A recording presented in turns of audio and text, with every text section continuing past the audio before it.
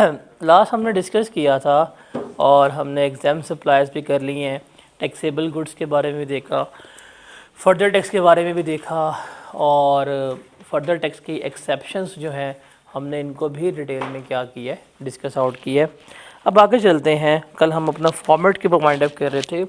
Now one of the most important area that is debit note and credit note, उसे हम क्या करेंगे, discuss out करेंगे। इसको समझ लीजिएगा, अगर आपको इसका कंसेप्ट समझ आ गया तो आपके लिए सेल्स टैक्स में कभी भी प्रॉब्लम जो है वो क्रिएट नहीं होगी। तो हम इसको डिस्कस करते हैं। फॉर एग्ज़ाम्पल मंथ है अक्टूबर का, अक्टूबर 2025। मैं आपको फ्यूचर में लेके जा रहा हूँ। आप इसी क्लास में बैठे हुए और यही सब्जेक्ट पढ़ रहे हैं, तो हम यही टॉपिक कर रहे हैं। आप तो रहने दें, यही क्लास थी। बस यहाँ से अगर हम यहाँ चले जाए तो ये था, ठीक है चले। मैंने बस साबित करना था, टाइम तो यही था ना। अहमद भाई कैसे हैं? तो ये ठीक है। अच्छा मैंने नहीं पूछा, खुद ही बताएगा, सारे बोलते हैं। अच्छा जी, हम बात करते हैं अक्टूबर 2025 की। एक सेलर है जिसका नाम है मिस्टर ए और दूसरा है हमारे पास बायर जिसका नाम है मिस्टर बी। मिस्टर ए ने मिस्टर बी को गुड्स जो हैं वो सेल की 2 लाख रुपए की, ठीक है। अब जब मिस्टर ए ने मिस्टर बी को गुड्स सेल की 2 लाख रुपए की, तो क्या करेंगे, इसने इसको इनवाइस दी, इसका आउटपुट टैक्स है और इसका क्या हुआ, इनपुट टैक्स क्लेम हुआ। हम अक्टूबर के महीने की बात करते हैं। अक्टूबर के महीने पे ये अपनी रिटर्न जमा करवाता है जाके। इसका आउटपुट टैक्स जो टोटल बनता है, टोटल फॉर एग्जांपल वो बनता है 7 लाख रुपए का, इसमें इसका 36,000 रुपया शामिल है। ये इस महीने का जो इनपुट टैक्स क्लेम करता है वो बनता है 3 लाख रुपए का। रिमेनिंग इसने कितना पे किया होगा, 4 लाख रुपया पे किया होगा अक्टूबर के महीने में। डन, क्लियर है। और जैसे ही इसने सेल्स की, इसने मिस्टर बी को इनवाइस भी दे दी होगी, मिस्टर बी के पास इनवाइस भी है, रिटर्न जमा हो गई, इसने अपनी 2 लाख की सेल्स जो है वो डिक्लेयर करके टैक्स जो है पे कर दिया गवर्नमेंट को। अब हम बात करें मिस्टर बी की, तो मिस्टर बी भी ख़रीद के लाया होगा और इसने भी क्या किया होगा, आगे चीज़ों को बेचा होगा। फॉर एग्ज़ाम्पल मिस्टर बी जो फॉर द मंथ सेल करता है, इसका आउटपुट टैक्स आता है 3 लाख रुपए का, और जो ये इनपुट टैक्स जो है वो क्लेम करता है, इसमें ये वाली इनवॉइस भी शामिल है, वो होता है जी 1,80,000 का। इसने सेल्स की, इसका ये आया, बाकी इसने 1,20,000 जो है वो क्या कर दिया, ये गवर्नमेंट को पे कर दिया। तो अगर आप देखें, हम यही पढ़ के आए हैं कि जो सेलर होगा, जो बायर होगा, वो अपनी अपनी कॉरस्पॉन्डिंग आउटपुट टैक्स की और इनपुट टैक्स की एडजस्टमेंट यही करेंगे, ऐसे ही होगा। ये है आम ज़िंदगी। अभी हम डिस्कस करते हैं मेंटोस वाली ज़िंदगी। ये है एक हैप्पी लाइफ के, इसमें कोई किसी किस्म का क्लैश नहीं हुआ, कोई क्लेश नहीं हुआ, आप सुकून से बैठे हुए हैं, आपने सेल्स की है, उसकी परचेजेज हुई हैं सवेरे। पर प्रैक्टिकली क्या होता है, प्रैक्टिकली आपकी बहुत ऐसे इवेंट्स होते हैं जिसमें आपकी ओरिजिनल सेल्स में क्या होता है, डिफरेंस आ रहा होता है। आप सेल्स रिटर्न करते हैं, आप नहीं करते, ये लोग लाजमी करते हैं। दुकानदार ने इनके लिए लिख के लगाया हुआ है, ख़रीदा हुआ माल वापस नहीं होगा, बट फिर भी करते हैं। नो रिटर्न पॉलिसी को भी कहते हैं नॉन रिटर्न पॉलिसी, हम करके दिखाएंगे। तो वो जो सेल्स होती हैं, ये चीज़ें ख़रीद के लेके आते हैं, वापस करना फ़र्ज़ है इनके ऊपर। लेकिन मसला पता है कौन है, करवाता कौन है वापस, हम लोग। हमारी इज़्ज़त का फ्लूदा निकल जाता है। होता क्या है मोस्टली, अब ख़ास तौर पर अम्मी जो है वो अक्सर सब्ज़ी मंगवाती हैं, अक्सर, और कहते हैं वापस करके आओ। मसला ये नहीं वापस करने का होता है, मसला होता है सब्ज़ी के साथ ना धनिया मंगवाती हैं फ्री में। और मसला होता है कि जब वापस करने जाना होता है दुनिया निकाल लेते हैं, तो सब्ज़ी वापस करनी होती है। तो पिसता कौन है? बेचारा मर्द। मर्द इस दुनिया में सिर्फ पिसने के लिए आया है, उसको हर जगह क्या होना पड़ता है? बेइज्जत होना पड़ता है। तो गुड्स किसे वापस करनी है? हमने करनी है। अब आप खुद देखें, जब आपने सेल्स की हैं, और भाई कैसे है, बड़े बिठा के आए बाल, बिल्कुल flat angle, rounded shape, Ronaldo inspire होगा इससे देख के। तो आपने सेल्स की हैं, रिकॉर्ड हो गई, रिटर्न जमा हो गई, सब कुछ हो गया। अब हमारे पास फ्यूचर में ऐसे इवेंट्स हैं जिसकी वजह से इसमें चेंज आ सकती है।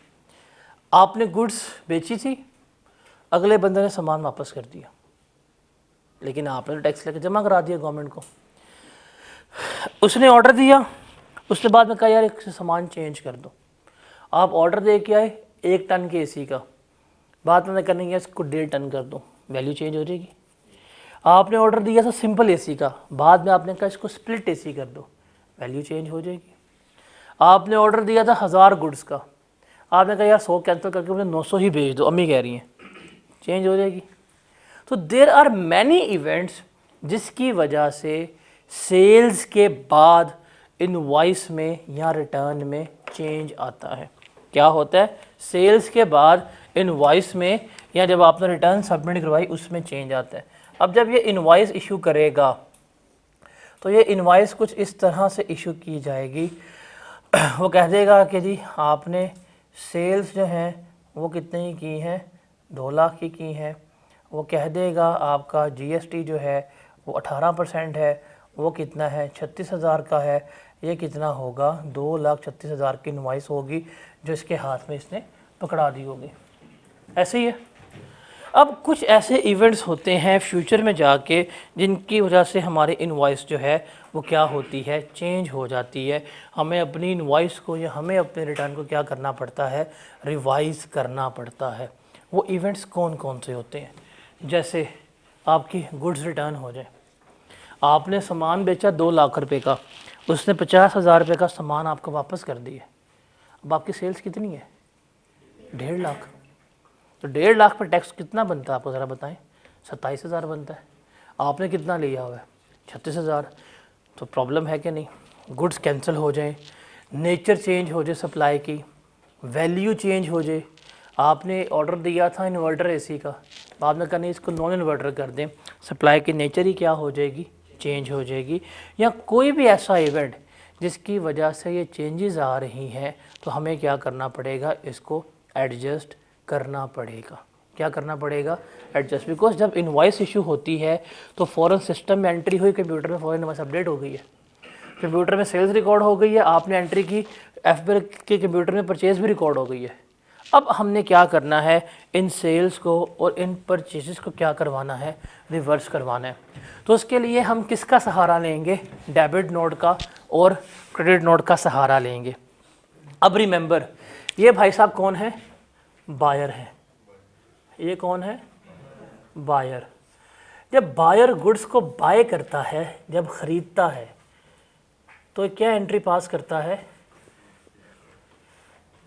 आपकी परचेजेस जो हैं वो क्या होती हैं? डेबिट होती हैं। और जो आपका बैंक या पेएबल्स जो हैं वो क्या होते हैं? आपके क्रेडिट होते हैं। फिर यहाँ पे हम बात करते हैं सेलर की। जो सेलर भाई साहब जो है सेल करता है, तो इसकी हम एंट्री क्या पास करते हैं? हम इसका बैंक जो है वो डेबिट करते हैं और सेल्स जो हैं वो हमारी क्या होती हैं? क्रेडिट होती हैं। ठीक है, ये है आपके ओरिजिनल एंट्रीज जो ये लोगों ने पास की होती है। अब रिमेंबर, अगर मिस्टर बी जो 2 लाख का सामान ख़रीद के लेके आया है, अब मैं कह सकता नहीं हूँ यहाँ पे कि मेरे से प्यार करती है, हम यहाँ पे क्लास करा रहे हैं, वो भाई साहब की फ़ोन की आवाज़ मुझे यहाँ तक आ गई है, माइक से निकली है आवाज़। और खुदा का वास्ता यार, इधर फोकस ज़रा करना, ज़रा थोड़ा सा ना जूम कर लेना। मेरा अच्छा फ्यूचर है समीर राणा के साथ। क्या बात कर रहा था यार, इतनी मज़े की एग्जाम्पल माइंड में आ रही थी, अभी मैंने इसको रगड़ना था अहमद भाई को, बेचारा बच गया अहमद मेरे हाथों आज फिर से। तो खैर हुआ, इसमें कौन सी बड़ी बात है, अभी 2 मिनट बाद फिर आ जाएगा याद मुझे। क्या बात कर रहा था मैं? हाँ हाँ, जब उसने सेल्स की तो उसने सेल्स क्रेडिट की, इनवॉइस इशू की, इसने परचेज किया, इसने इनवॉइस को रिसीव कर लिया, डन हो गया। अब कोई भी ऐसा event, for example Mr B जो है उसने 2 लाख की गुड्स ली हैं, वो 50,000 रुपये की गुड्स वापस कर देते हैं। अब बायर ने जब गुड्स वापस की तो उसके लिए वो क्या होगी? Purchase return. क्या होगी? Purchase return. और सेलर की सेल्स वापस हुई हैं तो उसके लिए वो क्या होगी? सेल्स रिटर्न होगी। रिमेंबर, अगर ये इवेंट है कि अगर ये गुड्स को रिटर्न कर रहा है, क्या कर रहा है? रिटर्न कर रहा है, तो ये क्या इशू करेगा? Debit note. क्या इशू करेगा? Debit note. और इसकी सेल्स रिटर्न हुई है तो सेल्स रिटर्न के बदले में ये क्या इशू करेगा? Credit note. ये आप पीआरसी में पढ़ के आ चुके होते हैं, चैप्टर नंबर आई गेस 2 होता है जिसमें आप पढ़ते हैं बुक्स ऑफ प्राइम एंट्री में। डन। अब यहाँ पे एक चीज़ याद रखिएगा और इसको नोट कीजिएगा, इसको अपने रजिस्टर के ऊपर लिख लीजिएगा कि कोई भी ऐसा इवेंट जिसकी वजह से आपकी वैल्यू ऑफ सप्लाई में कमी आए, कोई भी ऐसा इवेंट जिसकी वजह से आपकी वैल्यू ऑफ सप्लाई में कमी आए, जैसे सेल्स रिटर्न हो गई है, अगर ये 50,000 रुपये की गुड्स वापस कर दे तो इसकी कितने की बनेंगी परचेजेस? 1.5 लाख की। 1.5 लाख के ऊपर टैक्स बनता है इसका 27,000। इसकी सेल्स कितनी बनेंगी? 1.5 लाख की। 1.5 लाख के ऊपर इसका टैक्स कितना बनता है? 27,000। इसने कितना लिया हुआ है?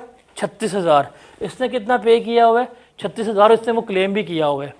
तो कहते हैं कोई भी ऐसा इवेंट जिसकी वजह से आपकी वैल्यू ऑफ सप्लाई कम हो जाए, डिक्रीज हो जाए, गुड्स कैंसिल हो गई हैं, वैल्यू कम हो गई है, सेल्स रिटर्न हो गई है, कोई भी ऐसा इवेंट। अब वैल्यू कम हो गई, देखो पहले 2 लाख थी, टैक्स कितना था? 36,000। अब हो गई है 1.5 लाख, टैक्स कितना हुआ है? 27,000। तो वैल्यू ऑफ सप्लाई कम होने से सेल टैक्स भी क्या होगा? हमारा कम होगा। ऐसे ही है, अगर वैल्यू कम होगी टैक्स भी क्या होगा? कम। अगर कोई भी ऐसा इवेंट है जिसमें वैल्यू कम हो रही है, सेल टैक्स कम हो रहा है, रिमेंबर जो सेलर भाई साहब हैं, कौन है? सेलर भाई साहब, ये इशू करेंगे क्रेडिट नोट और बायर भाई साहब जो हैं वो इशू करेंगे डेबिट नोट। क्या इशू करेंगे? वो क्रेडिट नोट इशू करेंगे, ये भाई साहब क्या करेंगे? Debit note. और ये सारा अमल जो है ये होना चाहिए with in 180 days of original invoice, कि जब आपने असल इनवॉइस इशू की थी उसके बाद 180 दिन के अंदर अंदर ये एडजस्टमेंट हो सकती है, हम अलाउ करेंगे। अगर आपको 180 दिन के बाद आया याद तो भाईजान ये चीज़ कभी भी क्लेम नहीं हो सकती, आपको अलाउ नहीं की जाएगी। डन। सेलर ने क्या इशू किया है? बायर क्रेडिट नोट रिसीव करता है। बायर ने क्या इशू किया है? सेलर डेबिट नोट रिसीव करता है। एग्जामिनर घुमा देता कम से कम। एग्जामिनर अगर आपसे पूछ ले कि बायर कौन सा नोट रिसीव करेगा तो आपका नाम क्या होगा? Credit note. सेलर कौन सा नोट रिसीव करेगा? तो ये ज़रा ना वहाँ पे अभी हम करेंगे पास्ट पेपर का सवाल, उसमें इस तरह की चीज़ें पूछता है, तो आपने ज़रा थोड़ा सा वहाँ पे अलर्ट होके बैठना है कि वो आपको कह क्या रहा है, उसके मुताबिक आपने क्या करना है? कैलकुलेट करना है। तो इशू क्या किया जाएगा? सेलर के एंड से क्रेडिट नोट, बायर के एंड से डेबिट नोट। ये इशू की बात है। अब एक बंदा क्रेडिट नोट दे रहा है तो जिसको दे रहा है वो रिसीव ही करेगा ना। तो अगर सेलर ने क्रेडिट नोट दिया बायर उसको रिसीव करेगा, उसके बदले में क्या देगा, डेबिट नोट देगा, और वो क्या करेगा, सेलर रिसीव करेगा। और ये सारा इवेंट जो है कितने डेज़ में होना चाहिए, 180 डेज़ में होना चाहिए। अगर हम 180 दिन के बाद करेंगे तो इसकी कोई एडजस्टमेंट पॉसिबल नहीं है। फिर रिमेंबर, कोई भी ऐसा इवेंट जिसकी वजह से आपकी वैल्यू ऑफ सप्लाई में इजाफा हो रहा है, क्या हो रहा है, इंक्रीज़ हो रही है। अब पहले सप्लाई थी 2 लाख की, अब हो गई 2.5 लाख की। टैक्स था पहले आपका 36,000, अब हो जाएगा 45,000, तो टैक्स तो बढ़ रहा है। जब टैक्स बढ़ेगा तो गवर्नमेंट को क्या होगा, फ़ायदा होगा। तो अगर वैल्यू सप्लाई बढ़ रही है तो जाहिर सी बात है कि हमारा सेल्स टैक्स भी क्या होगा, इंक्रीज़ होगा। अगर ये वाला इवेंट है तो रिमेंबर, इस इवेंट में जो सेलर भाई साहब हैं ये इशू करेंगे डेबिट नोट, और जो बायर भाई साहब हैं वो इशू करेंगे क्रेडिट नोट। ठीक है। और इस केस में क्योंकि टैक्स बढ़ रहा है, गवर्नमेंट को फ़ायदा हो रहा है, तो नो टाइम लिमिट। बेशक आपको 180 डेज़ के बाद ही क्यों ना याद आया हो, कोई किसी किस्म की टाइम लिमिट जो है इसके ऊपर नहीं लगेगी। ये बातें लिख लेना, इसको भूलना नहीं है कि कब कौन इशू करेगा कौन सा नोट, और कहाँ पे टाइम पीरियड जो है वो अप्लाई होगा। इसको नोट करें, फिर हम आगे चलते हैं।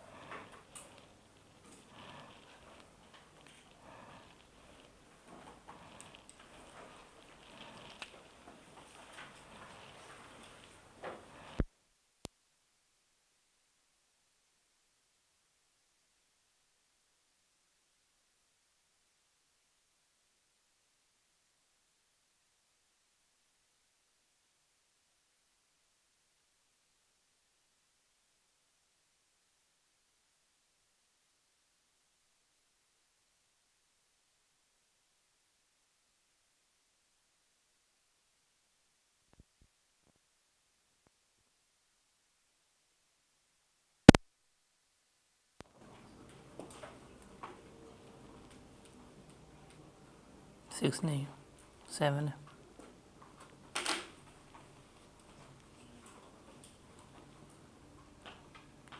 अच्छा, 6 + 1 7 किया, आप 6 को भी 7 कर सकते थे। अच्छी बात है, कटिंग नहीं करते होते।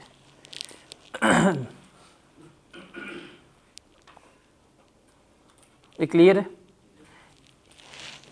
अब यहाँ पे देखें, हम फॉर एग्जांपल ये अक्टूबर में इवेंट हुआ, तो इसने नवंबर में क्या किया, नवंबर में ये 50,000 रुपये की गुड्स जो है वो क्या कर देता है, रिटर्न कर देता है। तो जब हम नवंबर के महीने में आएंगे तो पहली बात है ये इवेंट होना चाहिए विदिन 180 डेज़, तो इसने अगले महीने कर दी। अब क्या होगा, फॉर एग्जांपल मिस्टर ए जो है, मिस्टर ए की गुड्स क्या हुई है, वापस हुई हैं, उसकी क्या है, सेल्स रिटर्न, उसकी क्या होगी, सेल्स रिटर्न। तो हम देखेंगे कि इसका नवंबर के महीने में आउटपुट टैक्स कितना बनता है। फॉर एग्जांपल इसका नवंबर के महीने में बनता है आउटपुट टैक्स 6 लाख रुपया। वो कहेगा कि भाईजान मैंने आपको सेल्स की है 2 लाख रुपए की, उसने 50 से गुड्स वापस कर दी हैं, 2 लाख पर टैक्स बनता था 36,000 रुपया, लेकिन अब तो मेरी सेल्स कितनी है, 1.5 लाख रुपया है, इस पे बनता है कितना, 27। मैंने आपको क्या किया, एक्स्ट्रा 9,000 का पे किया है। तो कहे कोई मसला ही नहीं है कि जो आपकी सेल्स रिटर्न हुई है आप दिखाएं क्रेडिट नोट, आपका टैक्स कितना था, 9,000 रुपये का, जो आपने एक्स्ट्रा पे किया था आप एडजस्ट करवा लें, आपका टैक्स बनेगा 591,000। इसमें से आप अपना इनपुट टैक्स जो है फॉर द पीरियड वो लेस करवाएं, और रिमेनिंग जो है हमें क्या कर दे, पे कर दे। तो इस तरह से अगर आपकी प्रीवियस मंथ में टैक्स आपने पे किया है, गुड्स वापस हो गई हैं, तो जिस महीने में आपका क्रेडिट नोट इशू होगा आप क्या करेंगे, इस तरह से उसको एडजस्ट कर रहे होंगे। तो इसने आउटपुट टैक्स ज़्यादा पे किया था, इसने क्या किया, अगले महीने 9,000 रुपया डिपार्टमेंट को कम पे किया, वो एडजस्टमेंट जो है इनकी हो गई है। डन। अब आ जाएंगे बी के पास, कहेंगे भाईजान जरा तुम तो आओ, हाँ तुम बड़े मनहूस इंसान हो, तुमने पिछले महीने 36,000 रुपये का इनपुट टैक्स क्लेम कर लिया था, लेस करवा लिया था, तुमने बाद में गुड्स तो वापस कर दिए 9,000 रुपये की, तो टैक्स तो तुम्हारा बनता ही कितने 27,000 रुपया, तुमने क्या किया है ज़्यादा क्लेम कर लिया। आओ हाँ ज़रा तुम्हें ही पकड़ते हैं। तो मिस्टर बी को पकड़ेंगे, इसका होगा आउटपुट टैक्स। क्या होगा आउटपुट टैक्स? फॉर एग्जांपल वो बनता है 5 लाख। ये जब अपना input tax for the period claim करने जाएगा, फॉर एग्जांपल इसका इनपुट टैक्स बनता है कितना 3 लाख रुपए का। क्योंकि सब्र करो, तुम इनपुट टैक्स कितना क्लेम कर रहे हो 3 लाख, तुमने पिछले महीने क्लेम किया था 36,000 रुपये का, हालांकि अब रियल में तुम्हारी परचेजिंग है 1.5 लाख की, तुम्हारा बनता है 27,000 रुपये का, तुमने क्या किया था 9,000 ज़्यादा क्लेम किया था, तो क्या करेंगे वो आपकी जो परचेज रिटर्न हुई है वो इसमें से क्या करेंगे 9,000 लेस करवा देंगे। अब आप 3 नहीं क्लेम कर पाएंगे, आप कितना क्लेम कर पाएंगे 2,91,000 क्लेम कर पाएंगे, तो 1,90,000 कितना पे 209 ये आपको क्या करना पड़ेगा गवर्नमेंट को पे करना पड़ेगा। ये जो है ना, ये जो हमने किया है इसको हम कहते हैं इन एडमिसिबल इनपुट टैक्स। क्या कहते हैं इन एडमिसिबल, के पहले आपने क्लेम किया था, पहले आपको अलाउ किया गया था, अब वो क्या हो गया है डिसअलाउ हो गया है। अब क्या हो गया डिसअलाउ। इसके लिए सेकंड वर्ड इस्तेमाल होगा इनपुट टैक्स डिसअलाउ का। तो ये भी चीज़ आपने क्या रखनी है याद रखनी है। क्या वर्ड इस्तेमाल होगा इनपुट टैक्स डिसअलाउ का टर्म इस्तेमाल होगी। तो डिसअलाउ का मतलब क्या है कि जो आप इस महीने का इनपुट टैक्स क्लेम करने जाएंगे उसमें से क्या करवा देंगे रिड्यूस करवा देंगे, आपको सारा इनपुट टैक्स क्लेम नहीं करने दिया जाएगा। Got it.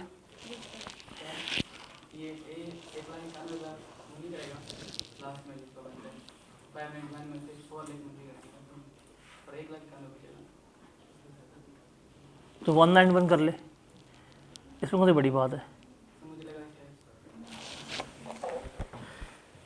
ये ले भाई तेरा सांस सूख गया था, ये ले ठीक है हो गया सही है। अब तुम्हारी शाम हो जाएगी, हो गई। इसको नोट कर लें, ये है हमारा पूरा प्रोसेस डेबिट नोट का और क्रेडिट नोट। वो जो एक्सट्रीम राइट के ऊपर लिखी ना 4 बातें, वो आप अपने पल्ले बांध लें, वो कभी भी नहीं भूलनी। कब कौन सा नोट इशू होगा और किस टाइम लाइन्स में इशू होगा, टाइमलाइन कब अप्लाई नहीं होगी ये लिख लें कहीं पे, और कौन इशू करेगा और कौन रिसीव करेगा ये भी आपको पता होना चाहिए।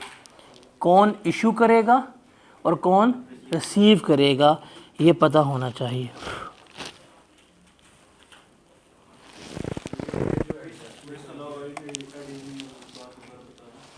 क्या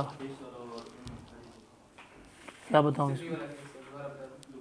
तो आपने टैक्स ज़्यादा क्लेम किया हुआ था, कितना ज़्यादा क्लेम किया था 9,000 का, जो इस महीने का इनपुट टैक्स है आपका उसमें से वो लेस करवा देंगे। आपका इस महीने का इनपुट टैक्स कितना था मिस्टर बी का 3 लाख, उसने पिछले महीने 9,000 ज़्यादा क्लेम कर लिया था, तो इस 3 लाख में से हम 9,000 उसको डिसअलाउ कर देंगे, वो क्लेम नहीं कर सकेगा। अब वो कितना क्लेम कर पाया है 2,91,000, इसे कहते हैं डिसअलाउ करना, इसे कहते हैं इनएडमिसिबल।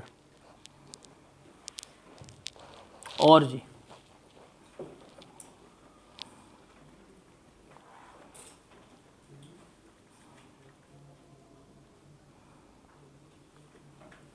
आपको आई कैप में पॉइंटर अलाउ तो नहीं है, पॉइंटर मने आपके एडमिट कार्ड पे लिखा होता है कि पॉइंटर आप पेपर पे यूज़ नहीं कर सकते, और जो ब्लू इस्तेमाल करते हैं वो जहन्नमी है, आपका पेपर स्कैन नहीं होगा, तो यूज़ ब्लैक पेन। सबसे अच्छा पेन है जेट फ्लू, वो इस्तेमाल किया करें।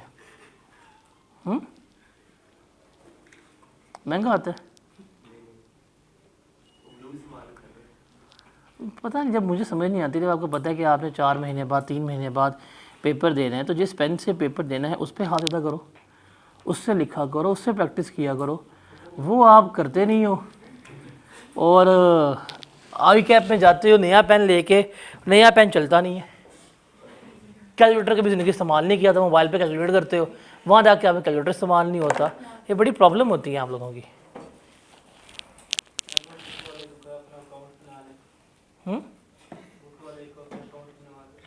क्यों?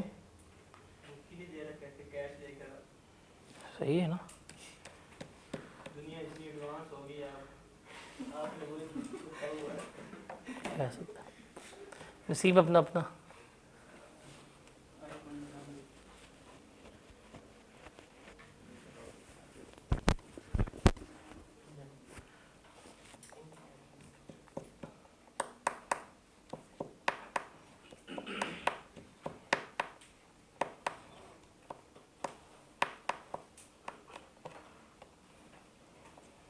तो ये एग्जाम्पल भी आप पढ़ लें, बोर्ड पे भी यही एग्जाम्पल एक्सप्लेन, इसको भी ज़रा पढ़ लें ताकि फिर हम आगे चलें, आगे मूव करें।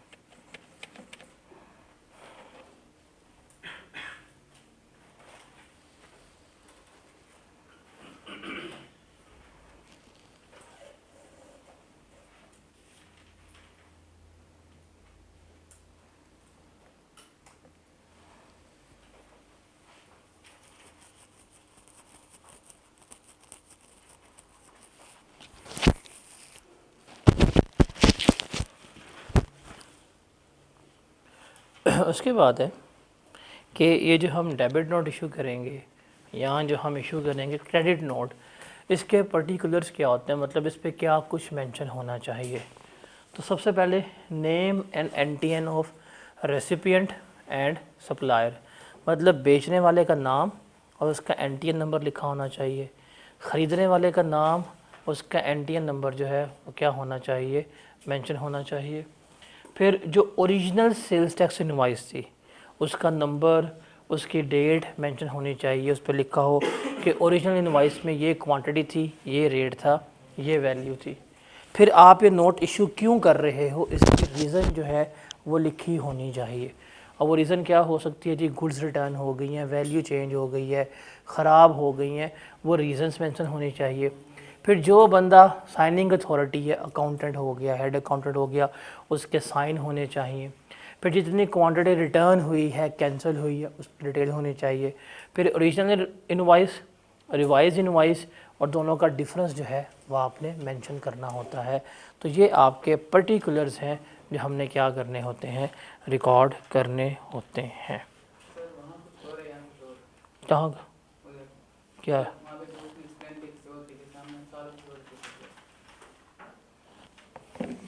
आ गया, आ जा, हाँ जी आ जाओ, पढ़ ऊपर से, एग्जाम्पल से। ये क्या है एग्जाम्पल, यहाँ से पढ़ना है, पढ़ो। हाँ आगे, मिस्टर ए, हाँ जी, हाँ हाँ जी, हाँ जी, हाँ जी, हाँ जी, हाँ जी, क्या नहीं पढ़ा? तो क्या इसमें है, क्या हमने ये नहीं पढ़ा कि जब ए की रिटर्न हुई है यहाँ पे उसने अपने आउटपुट टैक्स में से लेस करवाया? हाँ, हमने 9,000 की वहाँ पे 18,000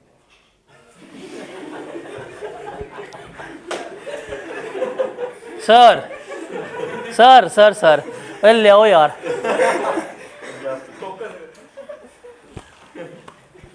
उठ, बहारो फूल बरसाओ, तो क्यों आया है भाईजान? ऐसा समझ नहीं इसलिए ना। ओ भाईजान, पानी में गाऊँ, जूस में गाऊँ, चाय? शक्ल तेरी चढ़ा खानी मामा, चाय। वहाँ पे कितने का सामान था? वो कितने की सेल्स हुई थी वहाँ पे? 2 लाख। यहाँ पे कितने की हुई है? 1 लाख। तो बराबर होता है। अच्छा, एकदम से वक्त बदल गया, जज्बात बदल गए। कैलकुलेटर पकड़ पकड़ पकड़ पकड़ पकड़। 2 लाख इंटू 18% कितना होता है? 9,000। हल्फन कहता हूँ, इसने कहा है 2 lakh into 18% is equal to 9,000। आज का दिन मैथमेटिशियन रोएंगे, डिजर्व करते हैं कि उनको जहन्नम मिलनी चाहिए आज। भाईजान, वो जो आपने कैलकुलेटर लिया जरा लिखे, 2 लाख मल्टीप्लाई करें 18% से क्या जवाब आता है? कितना? 36,000। तो भाई 36 और 18 बराबर हो सकते हैं? अब यहाँ पे इस एग्जाम्पल में गुड्स कितने की वापस हुई है? इस पे फोकस करिए। अरे हमारा सेंटर ऑफ अटेंशन है। गुड्स कितने की वापस हुई है एग्जाम्पल में, स्क्रीन वाली? 18,000। और कितने की गुड्स वापस हुई हैं एग्जाम्पल पे? लाख की गुड्स वापस की ना उसने। लाख का खरीदा, लाख का सामान वापस कर दिया। ओए भाई, ओए नु लाइयो लो रे नहीं बचा। पानी में गाऊं? किस बात की? किस एग्जाम्पल की? उसकी समझ आई बोर्ड पे, तो इसमें क्यों नहीं आई? अच्छा, तुझे वहां पे 50,000 वापस समझ आ गया है, यहाँ तो लाख समझ नहीं आते वापस हुए? बता जरा, बोर्ड पे क्या लिखा हुआ है हमने? बता बोर्ड पे। ओ भाई, वो बोर्ड है, ए नहीं टीरे हैं, वो बोर्ड है। वो बोर्ड पे क्या एग्जाम्पल लिखी है पहले बता। अभी टीवी, अभी तेरा टीवी नाम हरम है। बोर्ड पे आ तू। 2 लाख की सेल्स हुई हैं, 50,000 की। अब 50,000 को मल्टीप्लाई कर 18% से क्या जवाब आता है?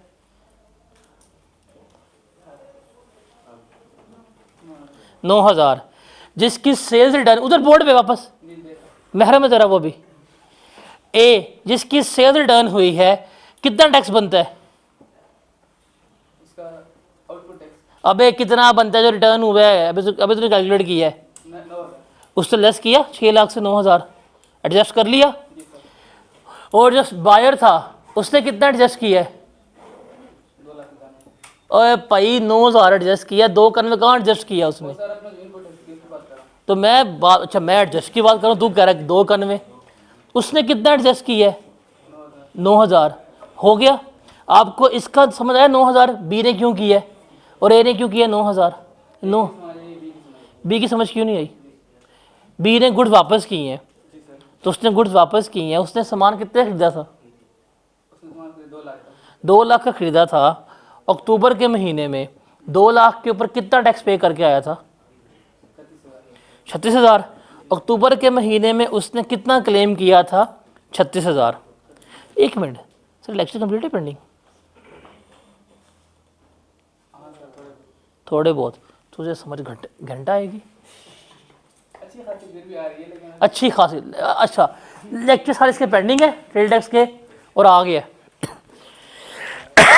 वाह भाई वाह। अच्छा आजा, उसने अक्टूबर में कितना इनपुट टैक्स क्लेम किया था? 36,000। नवंबर में उसने गुड्स वापस कर दी 50,000 रुपये की, तो इसकी एक्चुअल परचेजेस कितनी हुई हैं? 1,50,000 पर टैक्स कितना बनता है? लिखिएगा 9,000, 27,000 कितना बनता है? इसको कितना क्लेम करना चाहिए था? ओरिजिनल तो 36,000 था ना? हाँ जी। 27,000 क्लेम करना चाहिए था। इसने कितना क्लेम किया पिछले महीने? 36,000। इसने 9 एक्स्ट्रा क्लेम किया हुआ है। तो जब अक्टूबर का वो नवंबर का महीना आया, जब ये 3 लाख एडजस्ट करने गया, डिपार्टमेंट ने पकड़ लिया। किधर आ तो साइड पे, तूने पिछले महीने कितना क्लेम किया है? 36। तेरा कितना बनता था? तो जो उसने पिछले महीने 9 एक्स्ट्रा क्लेम किया था, इसके इस महीने के टैक्स को उन्होंने लेस नहीं करवा दिया 3 लाख में से। ये 3 लाख क्लेम करने गया था, कितना क्लेम करने दिया इसको? 9 लाख डिसअलाउ कर दिया कि ये तुम क्लेम नहीं कर सकते। समझ आई? समझ आ गई? ए की आ गई, बी की भी आ गई है, अभी बात तो बिकी हो रही है। ए की आ गई। अच्छा तो पहले एक से बन गई इसी, मुझे भी समझ आ गया दोनों क्या है। इसमें क्या मसला है? किसमें से? इसमें अभी तेरा वापस महरम हो गया। मतलब सेल्स का था, बस समझ आ गया। नहीं नहीं, अब ऐसे नहीं, अब मैं बात एंड तक करके जाऊंगा। अब आ रहा स्क्रीन के ऊपर, आ रहा आपस स्क्रीन पे। अब क्या मसला है? हाँ, कोई इशू नहीं। क्यों? क्योंकि सर वहाँ पे सेल्स डिफरेंट है ना, मतलब सेल्स की अमाउंट डिफरेंट है। वहाँ पे 1 लाख, यहाँ पे 2 लाख। शुक्र है, यहाँ पे वापस भी 1 लाख की हो रही है, वहाँ पे वापस 50,000 की हो रही थी। तो सवाल तो पढ़ा कर, लेक्चर अपने कंप्लीट करके आओ। 2 लाख का 18% कितना होगा? 9,000। पानी में गाऊँ? ये ले यार, आजा आजा, ये ले ये ले ये ले। इसके लिए ना कल ड्रिप लेके आना यार, इसे कल ड्रिप लगा देंगे हम। ये क्लियर है? अब इसमें से जो थ्योरेटिकल क्वेश्चंस आए हैं वो देखते हैं। ऑटम 2009 का, where for any valid reasons the value of supply और the amount of sales tax mentioned in the sales tax invoice was changed the supplier shall issue a debit note और a credit note. Persian कहावत है, requirement है discuss the rules relating to adjustment of input and output tax on the issue of debit और credit note as specified in the sales tax. अभी हम सारा पढ़ के आए हैं कि सेल्स रिटर्न होगी, जो सेलर इशू करेगा क्रेडिट नोट, बायर कौन करेगा डेबिट नोट, इशू होगा विद इन 180 डेज। उस पर तमाम डिटेल नोट में मेंशन होगी, वो अपने आउटपुट टैक्स में से लेस करवा देगा सेलर जो होगा, और बायर जो है उसका इनपुट टैक्स जो है वो डिसअलाउ कर दिया जाएगा। Autumn 2010 scenario based question 4 number का। Mister Rizwan, a sales tax registered person is carrying on business in the name of Rizwan enterprises. On 15 February 2010 he sold certain goods to his customer against which he intends to issue a credit note in the month of September 2010. Explain whether Rizwan can issue the credit note in the month of September 2010. अब रिजवान क्या करना चाह रहा है? Rizwan issue करना चाह रहा है। What is the meaning of credit note? Sales return। क्या? Sales return. और सेल्स रिटर्न कितने टाइम में होगी? 180 डेज विद इनवॉइस। अब इसने सेल्स की थी 15 फरवरी को, तो डेज काउंट करते हैं। फरवरी में 15 भी शामिल होगा तो ये आ जाएंगे 14 डेज। फरवरी के 15 शामिल, अभी वर्ड होगा विद इन का, तो 15 बीच में शामिल होगा, तो 14 हो गए फरवरी के, मार्च के हो गए 31, अप्रैल के हो गए 30, मई के हो गए 31, जून के हो गए 30। कितने हो गए ये? जुलाई के भी हो गए आपके 31। कितने हो गए? जून के 30 होते हैं। कितने हो गए? 31 ज़्यादा कितने होते हैं दिन आपके? 167। फिर हम चलते हैं अगस्त में। अगस्त के भी आगे दिन कितने? 31 अगस्त तक डेज कितने बनते हैं? 190। ये कब करना चाह रहा है? ये तो कर चाह रहा है आफ्टर 180 डेज, तो ये एडजस्ट नहीं कर सकता, ये एक डेबिट क्रेडिट नोट इशू नहीं हो सकते। Is that clear? Got it? उसके बाद spring 11, list down the particulars to be mention on the debit note issued by the supplier in the event of change in the value of supply. अभी हमने पढ़ा क्या पढ़ के होंगे? Name and NTN of supplier, name and NTN of buyer, फिर authorize person के sign and signature, reason for issue of debit credit note, original invoice number quantity, फिर ओरिजिनल इनवाइस, रिवाइज इनवाइस और उनका डिफरेंस जो है ये क्या लिखना पड़ेगा, आपको मेंशन करना पड़ेगा। Autumn 15 Babar associates who is registered with the Inland Revenue Department for the sales tax purpose has supplied a heavy duty motor to Mubarak Enterprises on 1 month credit. However, due to a sharp decline in petroleum prices, the price of motor has reduced by 10% in the local market. Upon request from Mubarak Enterprises, Babar Associate has finally agreed to reduce the price of motor by 8%. In the view of sales tax rules 2006 describe the procedure which may be followed by both parties to give effect to the above price change. Sales हो गई हैं, उसने sales की हैं 1 महीने के credit पे, उधार पे सेल्स करने का अगला बंदा है कि भैया थोड़ी कीमत कम कर दें, मार्केट में कीमतें गिर गई हैं। तो आपने कहा ठीक है मैं कीमतें कर देता हूँ। तो क्या होगा, पहली बात, अगर किसी बच्चे ने यहाँ कहा ना कि डिस्काउंट दे देते हैं, इनवॉइस पे मेंशन कर देंगे, बिज़नेस कन्फर्मिटी के मुताबिक होगा, वाजिबुल फेल है, वो वाजिबुल फेल है। मैंने आपको डिस्काउंट पे भी लिखवाया था कि डिस्काउंट हमेशा at the time of sale होता है। जिस दिन उसने सेल की है उस दिन ट्रेड डिस्काउंट का रूल अप्लाई होगा, मतलब इनवॉइस के ऊपर मेंशन हो और बिज़नेस कन्फर्मिटी के मुताबिक हो। तो डिस्काउंट सिर्फ कब होगा, on the date of sale. Sales के बाद अगर कोई भी एडजस्टमेंट है that shall be made through a debit and a credit note.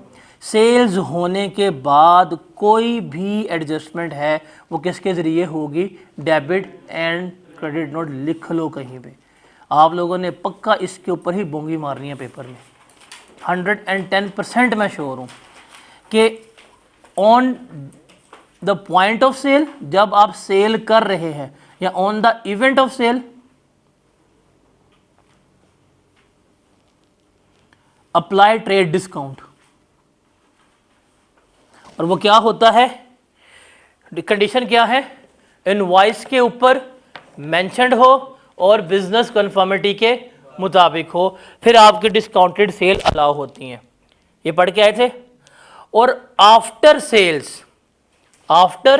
Sales any adjustment will be made through debit and credit note, चाहे इंक्रीज चाहे डिक्रीज या whatever, sales के बाद adjustment shall be made through debit and credit note, that's it. ये नहीं भूलना। तो sales के बाद चाहे नेक्स्ट डे ही एडजस्टमेंट क्यों नहीं हो रही, किसके ज़रिए होगी, डेबिट एंड क्रेडिट नोट पे। तो एग्री हो गया। अब बाबर एसोसिएट कौन है, सेलर, उसने कहा ठीक है मैं सब वैल्यू कम कर देता हूँ। वो बोर्ड पे क्या लिखा हुआ है, वैल्यू कम होगी, सेल टैक्स कम होगा, तो date shall be made within 180 days. Seller जो है वो देगा क्रेडिट नोट और जो बायर है वो क्या देगा, डेबिट नोट। क्लियर है ये। उसके बाद spring 2017, on 2 June 2016 Abid limited inadvertently issue a tax invoice with an incidence of sales tax amounting to ₹25,000। Abid limited ने गलती से इनवाइस इशू कर दी है, उस पर टैक्स कितना चार्ज कर दिया, 25,000। हालांकि टैक्स कितना था, 45,000।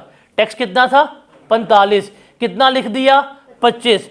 उनको ये एरर लगा पता जाके 15 फरवरी को 180 दिन के बाद, 180 दिन के बाद लग रहा है पता कि हमने पे कर दिया 25,000 रुपया, बनता कितना था हमारा, 45,000 रुपया। अब टैक्स बढ़ रहा है कम हो रहा है, क्या कहते हैं, कोई टाइम लिमिट अप्लाई नहीं होगी। अगर आपको 180 दिन के बाद भी याद आया है, कॉरेस्पॉन्डिंग नोट इश्यू करो और उसे क्या करवा लो, एडजस्ट करवा लें। Done. Spring 22, Shahji limited purchases cosmetic from Taji private limited. Shahji limited buyer है, ताजी लिमिटेड सेलर है। In the month of October 21 SL receive the consignment of 5,000 units from TPL। On delivery SL found that 50% of the item were expired and decided to return them. उस जगह भाई आधी goods expire है, हम क्या करने लगे वापस, बिकॉज ये क्या है, अनफिट फॉर कंजम्पशन है, सेल्स रिटर्न हो रही है.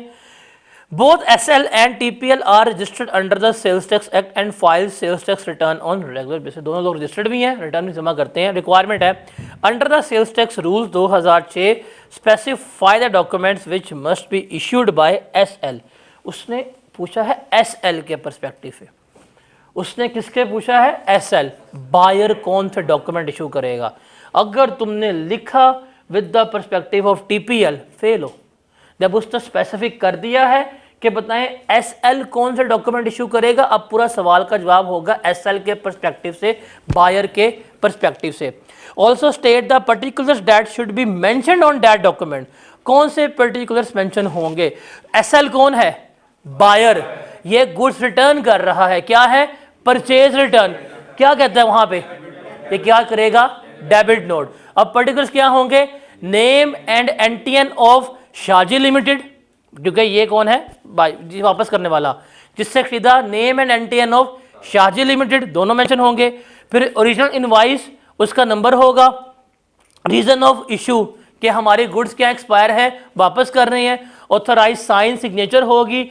फिर ओरिजिनल रिवाइज इनवाइस और इनका डिफरेंस जो है वो मेंशन होगा. तो ये पर्टिकुलर्स जो हैं आपने क्या करने हैं? प्रोवाइड करने हैं. रिमेंबर अभी तो हम डिस्कस कर रहे हैं कि दोनों लोग रजिस्टर्ड हैं. फॉर एग्जांपल इसमें होता कि ताजी प्राइवेट लिमिटेड जो है वो रजिस्टर्ड ही नहीं है. यह होता है ऐसे कि अगर आपने कोई सामान खरीदा है या बेचा है, एक बंदा रजिस्टर्ड है, दूसरा बंदा रजिस्टर्ड नहीं है, तो फिर जो बंदा रजिस्टर्ड है वो अपना ही नोट इशू करेगा. अगर दोनों बंदा रजिस्टर्ड है, एक डेबिट नोट दे रहा है, दूसरा क्या दे रहा है? Credit note. अगर एक ही बंदा रजिस्टर्ड है तो वो अपना ही नोट इशू करेगा. यहाँ वो क्रेडिट नोट होगा, यहाँ वो क्या होगा? डेबिट नोट होगा. Got it? तो यहाँ पे हमारा ये सवाल ख़त्म होता है. अब आप अपनी बुक के आखिरी पेज के ऊपर जाएं, मॉडल पेपर के ऊपर. क्वेश्चन नंबर 7 का पार्ट भी आप लोगों ने कल घर से करके लेके आना है. कल हम डिस्कस करेंगे अपोर्शनमेंट ऑफ इनपुट टैक्स किस तरह से होती है, और कल के लेक्चर के बाद आप न्यूमेरिकल्स कर सकते हैं सेल्स टैक्स के.